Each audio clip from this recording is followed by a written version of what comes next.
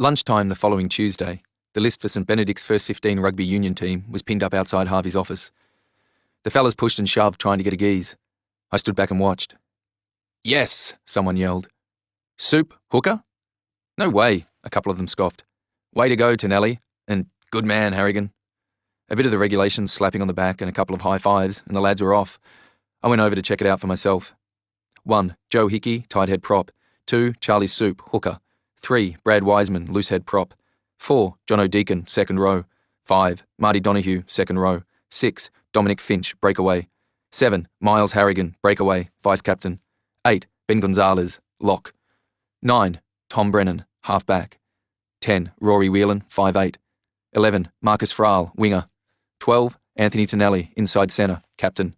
13. Jimmy Rogers, outside centre. 14. Dean Nolan, winger. 15. Harry Weaver, full-back. Reserves, Sammy Hutchins, Henry Fletcher, Paddy O'Mara. Training to commence 24th of Feb, 3:30pm sharp till 5:30pm and will continue every Tuesday and Thursday for the duration of the season. Michael Harvey, coach. Joe Brennan, assistant coach. So there it was, my year mapped out before me. I snuck up to the library. Everyone was going on and on about the selections, but I couldn't share their enthusiasm. If anything, it pissed me off. I wanted to shout at someone, anyone, "I don't want to play. Don't you understand? This isn't my life anymore." But I couldn't do it to the old man. I needed to get away and find some space. It doesn't matter what school you're at, the library's usually the safest bet. I found a chair down the back in the corner and sat there with a book. If anyone walked past, I picked it up, scanning my eyes along the page, acting like it was the greatest read ever. I don't think I even checked the title. My mind was far away from Benny's school library. I was back home kicking the footy with Daniel in our backyard. Nearly every afternoon after school, and weekends too, Daniel and I had practiced passing the ball on both sides, then kicking with left and right feet. It never got boring, it was just something we did over and over again. Sometimes it felt like an understanding between us, not that we ever actually talked about it, but we knew, if we wanted to be really good players, this was what we had to master. I think even then we could feel it in our blood. I know I could. I had an awesome season playing half-back in Year 9 for the 15As. Scored 9 tries, kicked 38 goals, plus 2 field goals. We didn't lose a game and won the Wattle Cup, the junior division trophy. I was awarded best and fairest for the 3rd year in a row. God, I remember how stoked I was. That summer, Dad and Daniel got me practicing my passes with a brick. They'd line them up along the yard and I'd have to pick them up and pass them, bang, bang, bang, one after the other. Mum would stand at the back door shouting, "Watch your toes, love." "He's right, Tess," Dad had called back, with Daniel adding, "He needs toughening up, Ma." It was hard work, but it paid off. Year 10, I was picked to play half-back in the first for St John's, the youngest ever. Daniel was in Year 11 playing 5'8". That year, just 2 years ago, the legend of the Brennan brothers began. We were like men with a mission. Well, almost men. Daniel was shaving, and I was too if I spotted something that vaguely looked like a whisker. We kept practicing each arvo, even if we'd just trained, and videos. We'd watch them 100 times, rewinding and fast-forwarding moves that we wanted to practice. Our gurus were Far Jones, with Alla, Larkham and Gregan, and we were suckers for the Johns brothers. Always a half-back and a 5'8", that was our inspiration. That was our pledge, anticipating what the other intended to do on the field, like a sixth sense. The back page of the Billy Weekly ran a photo of me throwing a dive pass to Daniel, who was almost on top of our try line, ready to kick. The headline read, "The Legend of the Brennan Brothers," and if you'd asked me then what I thought, I would have said nothing or no one could take that away from us. It was a while after the accident before we could go back to school. Kylie and I had endless counselling sessions, but nothing can prepare you. It was hard, really hard, but not for the reasons I thought it'd be. The teachers and most of the kids were okay. Mad and Snorter acted like we were Siamese triplets. It was hard because everything was a reminder of what life had been just weeks before. There were so many times when I just couldn't believe this had happened to me, to my family. This sort of thing happened to other people, not the Brennans. Each day at school was just another day closer to Daniel's sentencing date. It had been set for the 19th of November, and life seemed to stand still until then. The monotony of school, and let me tell you, my brain was seriously AWOL, was broken by various visits to the school counsellor, the grief counsellor, and anyone else they thought I should talk to. Never to the oldies, though. They were too busy with Daniel and the battle to keep him out of jail. But as D-Day got closer, Talbot pretty much popped the bubble on any hopes we had of Daniel not going to prison. Instead, it became a matter of how long he'd get. Talbot estimated it could be as long as 8 years, but nothing less than 3. Then he'd talk about the non-parole term, which was the minimum time he actually had to stay in jail. Daniel had done all the things he was meant to, things to show remorse, that he was sorry. And of course, he was sorry. He'd been absolutely ripped to shreds. He didn't sleep, eat, hardly spoke, never smiled. The only thing he did a lot of was cry. He cried buckets. He wrote a letter to Luke's and Nicole's families. Daniel had spent a lot of time at Luke's place. They were best mates. I don't know exactly what Daniel wrote in the letters he sent, but I know every word of one he received in reply. I think out of many, many low points, this was one of the lowest. It was during dinner one night. We were actually all sitting down like a normal family. Gran and Brendan had come up to Mum Billy that weekend, so they were with us too. It was a week before the sentencing. Gran reckoned she heard someone at the front door. We thought she was being paranoid. That was before we realised we had reason to be. Dad got up to see if anyone was out the front and came back with an envelope.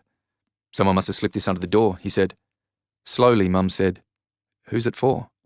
"It just says the Brennans." Dad started to open it. He unfolded 2 sheets of thin paper, the colour draining from his face. "It's from Nicole's family." Dad started reading it to himself. We watched him, waiting for his face to tell us just how bad it was. They thanked Daniel for his letter and words of remorse. "Read it," Daniel said. "Read it?" "Yeah." Daniel spoke with zero expression. "Read it aloud." "Mate, you might want—" "Can you just read it, Dad?" he murmured. "It's addressed to the Brennans, so they must want us all to hear it." "I'll read it," said Gran, holding out her hand to take the challenge. "To the Brennan family and to Daniel," she started. "We thank you for Daniel's letter and words of remorse. It can't have been easy for him to have written those words. I don't suppose it's easy for any of us. We understand the court likes a letter of remorse, that it is looked upon favourably. We also understand from our solicitors that, letter or no letter, it is most likely Daniel will be sent to prison. This is our letter of remorse. To tell you, even if they locked you up for the term of your natural life, Daniel, it wouldn't bring Nicole back, and that is what we are sorry for. Daniel will be lost to you for a while. At worst, you may lose his spirited outlook on life, an outlook the town has come to recognise. We have lost Nicole forever. The hardest part is the silence in our home. Nicole was always singing. She loved to sing, but we will never hear her voice again. Think of that sometimes. We will be thinking of nothing else. And words for you, Daniel. You are now a man, a handsome man, a sporting man, a man who likes to enjoy life.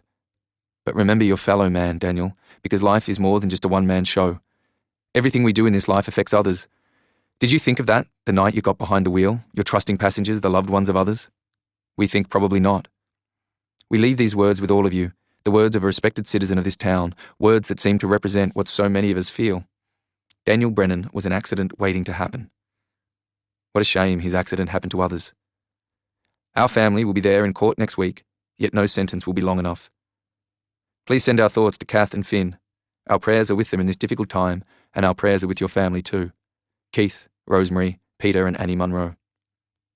Like I said, that was a low point.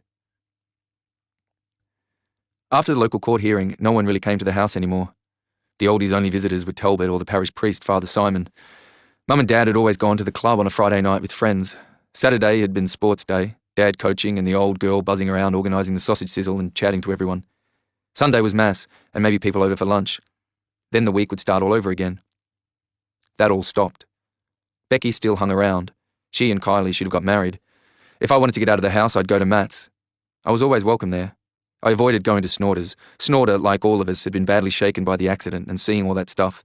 Since then, he'd been pretty quiet, at least quiet for Snorter, which was still loud for some. Sometimes I felt like his oldies kind of blamed me for the way he'd become. They never said anything, it was just a vibe I got whenever I was there. So I stopped going. In the beginning, Owen came to see Daniel a few times, but that dropped off. Claire visited for a while. It must have been hard for her at our place.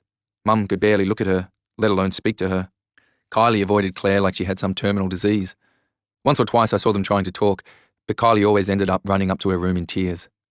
But I liked Claire being around the house, and so did Dad. It was about the only normal thing left. Mostly Claire had been in Daniel's room with the door closed. Maybe they just talked, I don't know. Once, when Claire was there, I walked past and heard him sobbing, but that was nothing new. Sometimes when she left, her hair would look messy and Daniel would actually eat something. I overheard Daniel and Mum talking late one night when I went for a piss. Mum was using her new, angry, spiteful voice that was becoming the norm. "I just don't know if it's good for you, Claire dropping in like that. No one else does. I can't help thinking she's caused trouble. I know your father's very fond of her, but he just sees the pretty face and the good manners. What are you trying to say, Mum? I don't know.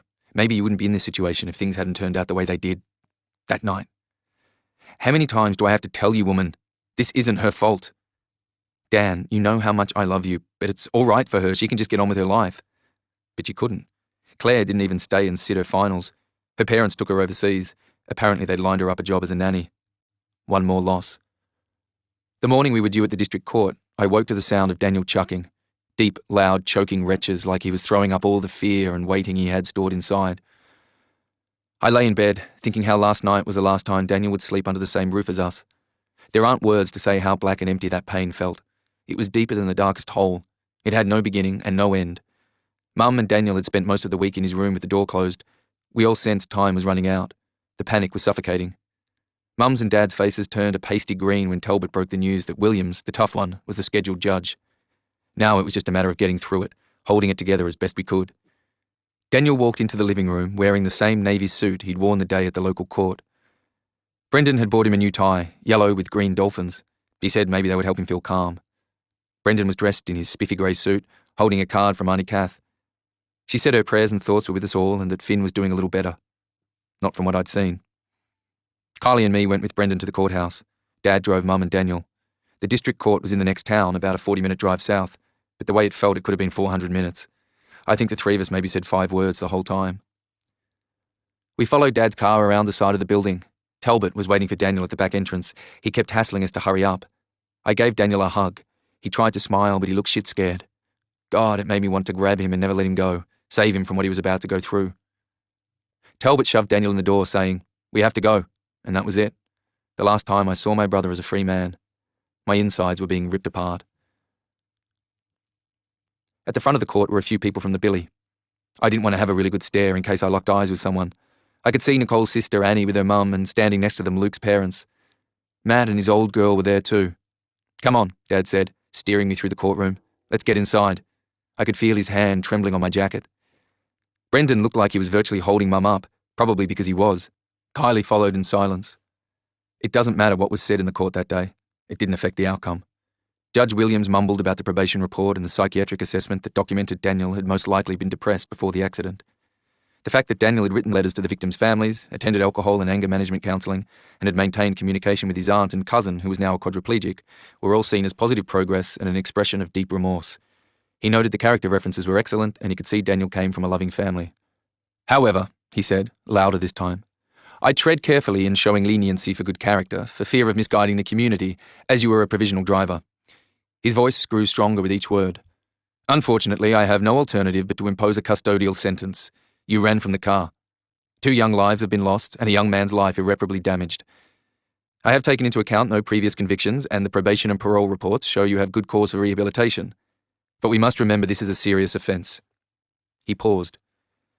"Daniel Brennan, you have been an active member in your community and school, especially in the sports you played. Being a team player, you should have known better. You should have been aware and responsible for those you offered to drive home the night of August 27th. The furious driving you undertook that night suggests to me an unrestrained anger and a highly irresponsible and selfish attitude. Your behaviour directly led to this tragedy. This is something you will have to live with for the rest of your life. Therefore, under Section 52A, driving in a manner causing grievous bodily harm, I sentence you, Daniel John Brennan, to 1 year's imprisonment. In the subsequent 2 charges of driving in a dangerous manner causing death under Section 52A, I sentence you, Daniel John Brennan, to 2 years' imprisonment on each account." Cries of "unfair" and "a life for a life" echoed as Daniel stood there shaking. "Silence," said the judge. "I therefore sentence you to a total period of 5 years with a non-parole period of 3 years." Bang went the hammer. "Take the prisoner away." Dad woke me early on Saturday morning. He'd cooked a big brekkie of bacon, eggs and fried potatoes. Finally, I was going with Brendan to visit Daniel. I hadn't seen Daniel since the fortnight before we fled the billy, and that was 6 weeks ago. I missed him badly. "Aren't you going to eat your potatoes?" Dad asked. I was still struggling with the bacon. Mum shuffled into the kitchen and sat down next to me. I put my knife and fork down. "Want a cuppa, Tess?" asked Dad. "Thanks, love." She turned her chair to me, putting her hand on my arm. Her palm felt rubbery as it ran up and down my skin. "He'll be so pleased to see you," she said. "He really will." I had to lean away. Her breath stank. She kept talking. "Please tell him lots of happy things. He needs to hear that stuff." I was staring at her teeth. They looked yellow and slimy. "Tell him how you got into the firsts and what the—" "You knew I got into the firsts?" I blurted. I couldn't help it. "Well," she glanced up at Dad. "Your father told me, of course." I nodded. My neck felt tight. "Sorry." Her hand moved to the table. She scratched her wrist up and down the edge of the timber. Didn't I say something to you about it? I shook my head. I don't care, it's no big deal, I muttered. Mum looked at Dad again. He shrugged. Well, I just assumed you'd get in. Michael Harvey thinks you're the best player around. Mum started to stroke my arm faster and faster. He said that, didn't he, Joe? And didn't I say Tommy was a sure thing? I said that to you, Joe, didn't I? Dad nodded. Brendan drank his tea quietly. Anyway, tell Daniel all about it. It'll take his mind off things. Maybe he won't feel so far away. Now she was running her fingers up and down her own cheeks, back and forth, back and forth. I watched her dirty nails scratch off flakes of skin. We just have to work on getting him through week by week. That's the most important thing. This is so hard for him. Let's go, Brendan said. Don't forget his parcel. I've got it, Tess. Mum threw her arms around my shoulders, pulling me into her, close and tight. It wasn't just her breath that smelt, it was her body, her nightie, her hair. I stood there, feeling my body stiffen as her hands clawed up my body to my face. She kissed me on the cheek, her face hard against mine. Give him my love, she whispered. Tell him I'm always thinking of him. It wasn't quite 7 a.m, and Brendan and I were in the ute again, this time heading 3 hours southwest to Wesley Detention Centre, home of Daniel Brennan, 18, 19 on the 26th of April. You okay? Brendan asked me. I shrugged and wound down the window. This is the pits, her being like this, he said. I can tell you, I'm finding it bloody hard as her brother. I mean, how do you feel about it? She smells. How did I know how I felt about it? I'd watched her slide as Daniel's sentencing loomed closer, her anger turning to despair. But what could I do? I couldn't even say the right things to her. Staying out of her way was about the only thing I could think of. She really can't seem to get it together, and she won't get any help, Brendan continued. Your father's tried, I've tried, but she won't listen. Maybe if you talked to her, maybe if you told her. Her teeth looked disgusting. A picture of Mum in her pink flowery bikini, sunbaking on our back lawn, leapt into my head. I could hear her calling, Joe, can you bring out my hat? I shook my head. Who was that woman in bed at my grandmother's? I don't know how long she can keep going like this. Brendan was shaking his head too. Hey, I mean, what do you reckon? Don't ask me, I muttered. Brendan turned, and for a second I felt his eyes boring into me. Yeah, that's right, Tom. Don't say anything. It may just hurt. We wouldn't want that. I held my arm out the window and said nothing. We travelled in silence. The sheep and fences pasted against the landscape consumed my attention, along with a knot in my guts that had started to tighten. Every now and then I felt Brendan's head turn to me, but I could not turn to him. Been a while since you've seen Dan. Finally Brendan spoke. I know he's been hanging to see you. Yeah? I bet he looks forward to your visits the most. Not the same when he's seeing me and Tess, and... How was he last week? I couldn't hang on to those words any longer. Sad, he answered, beating himself up and stuff. I gulped, forcing my Adam's apple back into my throat. Tom, you know I'm around. I mean, if you need to... Yeah, okay. I turned the radio on. Thanks. But I didn't want to spill my guts, not now. I needed all the strength I could muster. All the talk from the oldies about how down Daniel was had made me nervous. Exactly what was I going to find when he walked into the visiting room? The closer to Wesley, the worse the flies got. Everything about this place felt hot and sticky, like a good clean was in order. The same greasy smell greeted us as soon as we drove through the gates. No wonder it was a fly's heaven. Walking from the car park to the visitors area, I counted 27 of the little bastards on the back of Brendan's t-shirt, feasting on his sweat. The change jingled in my pockets. That was one of the weird rules about this place. There was a whole lot of stuff you couldn't take in, but $10 worth of coins for the vending machines was allowed. The prison officers herded us into lines outside the visitors area, the same as they did last time and the time before that. We were counted and searched before being allowed in, then our names were checked off on the computer. I think they referred to us as approved visitors, some term like that, but visitors didn't seem the right word. It just wasn't that kind of place. I couldn't help thinking that visitors are meant to feel welcome, not like they're an irritating itch up someone's arse. Nothing or no one was allowed through until a thorough check had been done. The officers even looked down the baby's nappies, their shoes, everywhere. Brendan had to hand in Daniel's parcel in case we tried to smuggle anything into him. Didn't they realise we weren't like everyone else here? One lady was making a real fuss about a male guard searching her. They were a bit rough, so you could hardly blame her, even if she was about 65 and her tits were down to her knees. I wouldn't want those blokes putting their filthy hands on Kylie or the old girl. You're not feeling me up, sir, she kept saying. You just have to go and get one of them female officers. That's what they did at Torquay. One of them walked away, muttering something under his breath. She'd won. The final step in our interrogation was the metal detectors. I felt like a criminal standing there with my arms stretched out, then over my head. He wanted to say, Look, sir, I'm just here to see my brother Daniel. You know, the quiet one, the one who doesn't belong here. But if you hung around long enough, listening to the talk, you'd discover everyone inside was innocent, a victim of the law.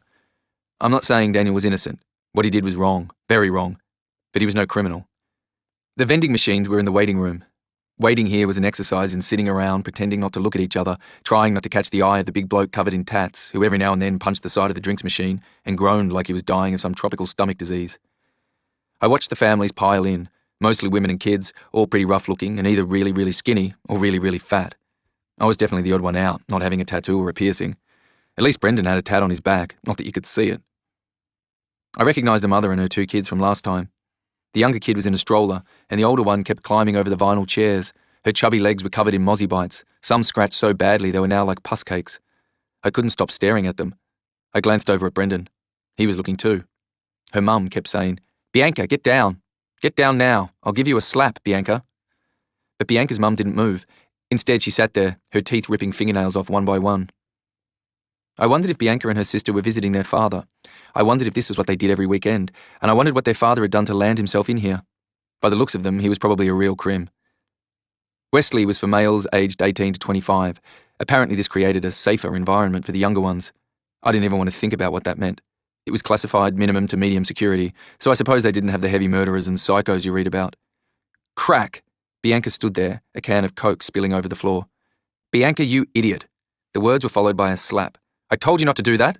Her mother pushed her into the chair. "Now sit there and don't move." The older lady who'd made the fuss about the male guards came over with some tissues, got down on her knees and started to wipe up the Coke from the floor. "Oh no," Bianca's mum started. "It's all right, love," said the lady. "I always bring plenty of tissues. They always come in handy for something." The ladies cleaned the floor together. The younger one shook her head, saying something I couldn't quite hear, and the older woman put her hand on her shoulder, her swollen knuckles patting her calmly like a baby. When she stood up, I quickly looked away. Brendan cleared his throat and shuffled around in the sticky vinyl chair. What were we doing in here? Would I ever get used to this place? "All right," the guard announced. "Those without children up the front." Brendan and I lined up at the door. I couldn't figure out if I was relieved to be getting out of this waiting room or reluctant to leave its uneasy comfort. "Hurry up, please, folks," he said. "We haven't got all day." Brendan was quick and grabbed a table at the edge of the room. The tables in the middle were closer together and it could get noisy. You couldn't just get up and move either, as all the furniture was bolted to the floor. Probably a good thing, as the chat could get pretty heated in here. The men shuffled in, wearing their visiting white overalls with zippers down the back. Another security measure. This part was like waiting at an airport, searching through the faces for your relative to come through the sliding doors. "There he is," Brendan said, waving his arms madly. "You were meant to stay seated at all times." "Where?" I scanned the faces, looking for my brother, eventually realising the one staring back at me was Daniel. I lifted my arm and waved, covering my face so I could gulp down the lump rising in my throat. Something about him had changed, and as he walked towards us, I frantically tried to figure it out. Something in my head was telling me that if I could work it out before he got to us, perhaps it'd go away or wouldn't matter. Daniel had dark hair and blue-grey eyes like Mum, but now the resemblance was more than that. The pale, thin face, the downcast gaze of his eyes, and the slow, shuffling steps, as though he didn't have the energy to actually lift his foot off the ground, were an exact mirror image of Mum. It was like they were dying of the same disease. I had 1 second till he was at our table. I took a deep breath and tried to smile. "Hey," he said, grabbing my hand, squeezing my fingers with his. "Hey, Tommy." "Good to see you," I heard myself say. "Brendan." He sat down on the chair. "Thanks for bringing him." "How are you going?" Brendan asked. "We brought some stuff for you." "Thanks, mate." For a second, his voice cracked. Quickly, he coughed. "I really, appreciate it. Thank you." Think of something to say, my mind kept yelling. Anything. Just talk. "Mum sends her love." "Yeah? How is she?" "Huh?" I didn't know if it was the softness of Daniel's voice or the hum that was growing in the room. "Sorry? Couldn't hear." "Gets noisy," Daniel said. "I just said, how's the old girl?" "She's okay," I lied. "And Dad, Kyle's, Gran?" "They all send their love," Brendan answered. "So what's been happening here? You had an okay week?" "Bit better. They've put me up for a peer support program. Means I'd move to another section, some crisis centre." He shrugged. "Dunno." "It's good," nodded Brendan. "Real good." Silence. "I'm, playing for the firsts at, Benny's," I mumbled, feeling like a dickhead. "Half back." Something registered on his face. For a while he stared at his hands, his nail beds whitening as he pressed the tips of his fingers into the table. More silence. Maybe I shouldn't have said that. Maybe it was too much for him to hear. Brendan leant forwards. "Daniel?" He whispered. He covered his mouth with his hands. I need to say something. What is it, mate? Brendan's voice was soothing. You can tell us. It's just Tommy and me. Tom. He rubbed his chin, the palm of his hand supporting his jaw, which had started to tremble. I wanted to look away, but didn't. Tom, he swallowed. I'm so sorry. I'm so sorry you had to leave the billy. I'm so sorry. He kept shaking his head. I'm just so sorry. Sorry. It's okay, Dan. I could hardly get the sound up my throat. I didn't care what I said. I just wanted him to stop. It doesn't matter. Daniel's head was on the table. I fucked up everything. He banged his forehead on the laminated surface once, then twice. Everything. It's okay, I choked. Dan, come on. Dan, stop it. Brendan slid his hand under Daniel's head, cushioning the knock. Stop it. I fucked up everything. Everything. Daniel, Brendan urged. Look at me. Come on, mate. Now I was glad these two had spent so much time together. Brendan was able to speak to him and Daniel listened, hung on to every word he said. I think I did too. Finally, Daniel raised his head off the table. Hey, Brendan comforted.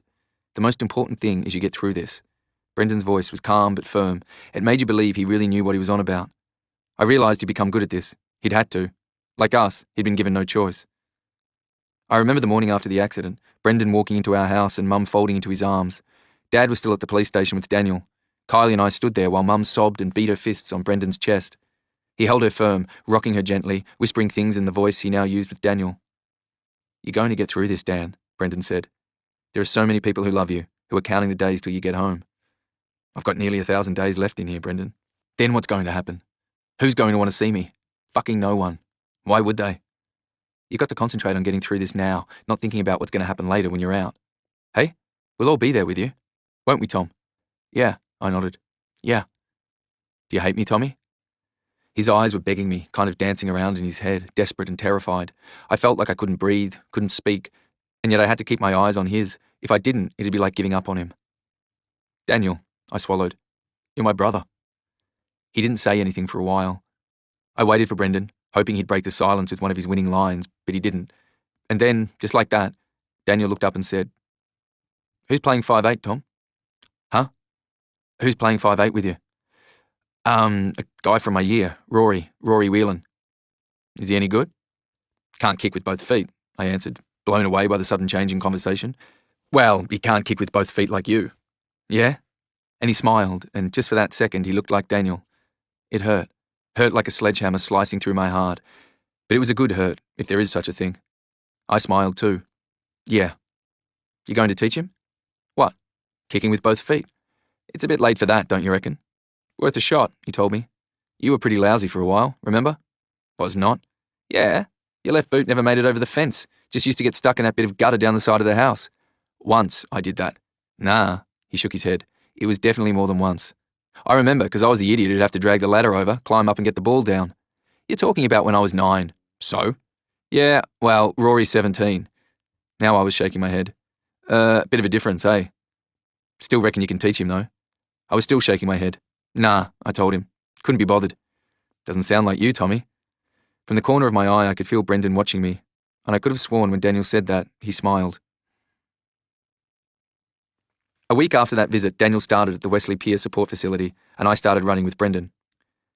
Brendan was one of those fit blokes who could keep running on the spot, never puffing, just talking away like he was lying on a beach sipping a cocktail. Whereas I couldn't even make it halfway up the ascent without just about chucking. Come on, Brendan called. This must be, what, the 7th time you've attempted this hill?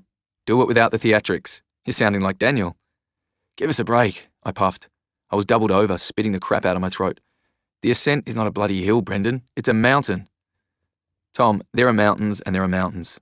Whatever, I groaned, staggering to my feet and leaning against a tree to catch a breath so I could speak. Hey, Brendan, who was the old girl speaking to last night? Daniel's social worker. Yeah? He turned and started to run down the hill. Now I had to force my legs to move and keep pace with Brendan so I could get the info. So what did she say? Brendan explained the main reason Daniel had been moved was his depressed state. At the crisis centre, they could keep a closer eye on him. They had a program, the one Daniel had told us about, the peer support program, working closely with the family, keeping them up to date with his progress and planning for the future.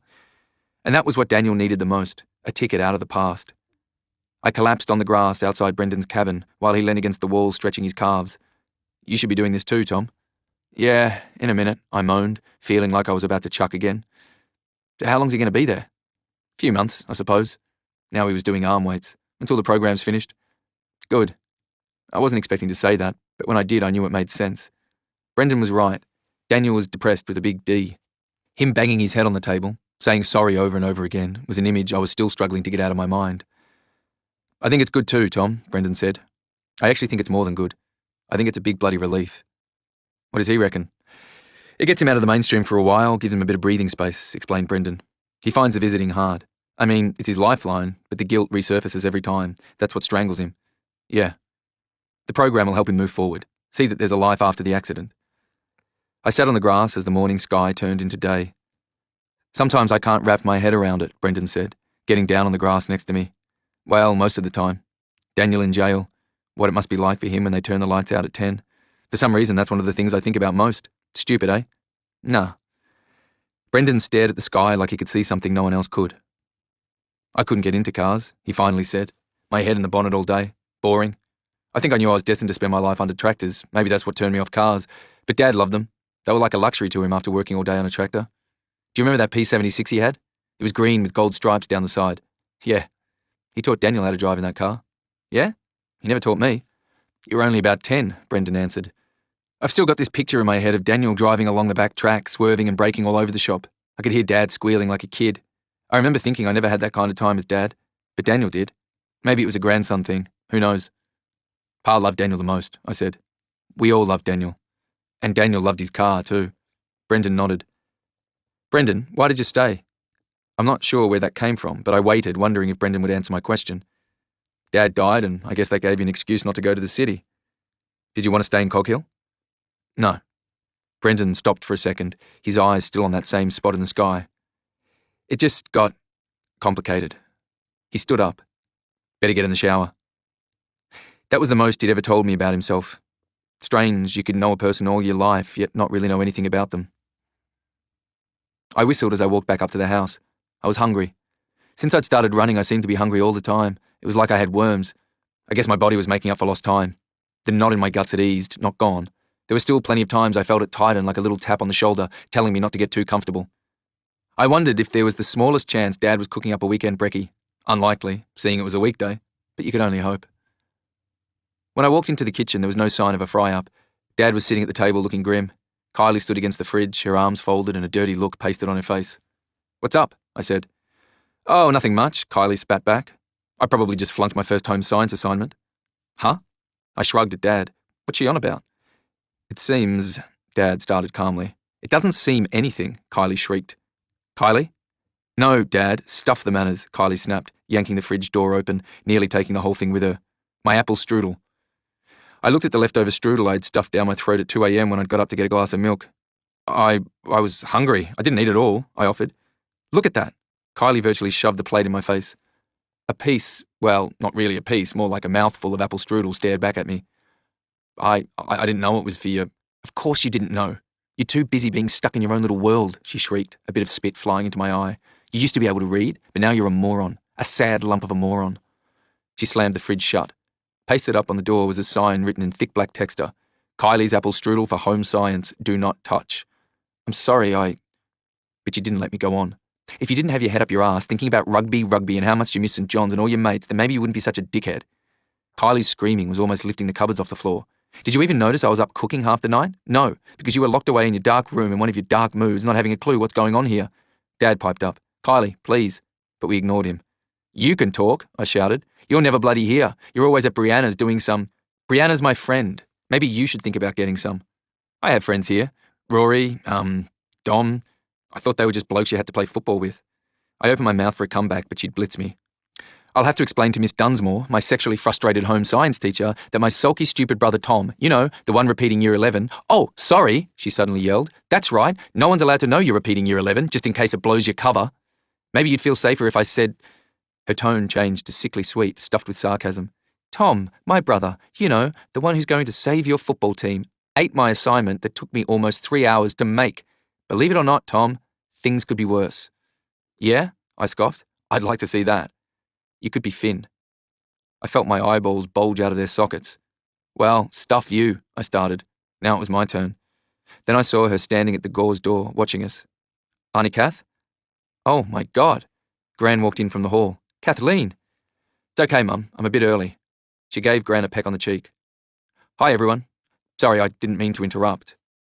Then just to finish it off, Kylie walked up to Auntie Kath, wrapped her arms around her, and started to cry. Hey, Kyles, she whispered.